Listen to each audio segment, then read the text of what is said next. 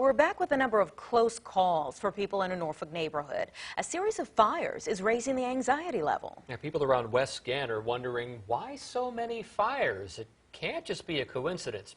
Then your side's Kayla Gaskins is looking into these fire fears tonight. Kayla? That's right, 5 fires in 16 months, and all in this little corner of West Gantt where Redgate Avenue meets Claremont Avenue. The very first of these fires happened in an apartment building right behind me, and then the last, most recent fire happened at this home across the street. It was around 9:15 on a Friday night. My wife and my 2 children, 2 boys aged 6 and 4, were in the living room watching a movie. All of a sudden I heard car horns honking, commotion on the streets. So I went to the door to see what was going on, and there was a man jumping up and down, waving his arms. My wife jumped up. I started screaming. So I turned and noticed that my wife's car was completely engulfed in flames. It exploded. It then got the fence. The tree was on fire. I ran back in the house and I took my wife and children out the back door to our neighbor's house. Everyone got out safely. Patrick and Tiffany credit that to the young man driving by who saw the initial flames. That kid ran at my house to get me and my wife and kids out. That kid's an absolute hero. I will be grateful to him forever. The young man also saw something concerning. He was leaving work and he noticed that there was a man-made fire. He described it as an incendiary device physically under my wife's gas tank. I think in my head at that point I was like, this is the arsonist. The arsonist? West Gantt residents fear someone is purposely setting fires in their neighborhood.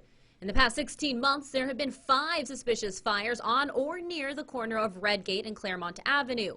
The first was Anna Swartley's car on February 10th of 2020. And I was awoken to the sound of my tire exploding. There was a can of citronella under the car and a tiki torch from the backyard. Under the car? Under the car. 2 months later, another fire. This time, it was Swartley's home. I felt the explosion. I felt the entire house shake. Grabbed my son out of my bed just as the flames were coming through the window, about to touch him. 5 people were inside. Everyone got out safely.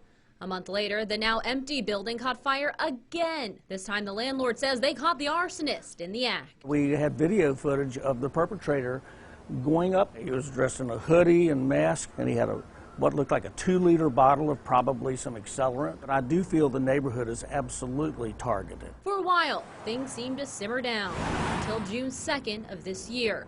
That's when another car caught fire on Redgate Avenue.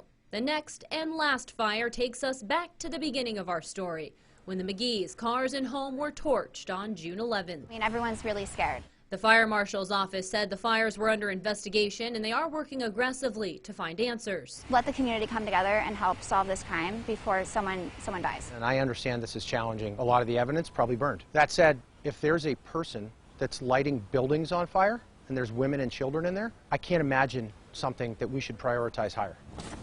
For now, the McGee's are packing up what's left of their belongings, alerting their neighbors to the possible danger, working to find answers, and possibly justice.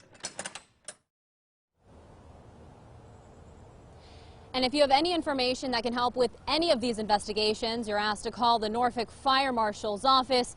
Also, this community set up a GoFundMe for the McGee family. If you would like to contribute, we have the link on how to do so on WAVY.com.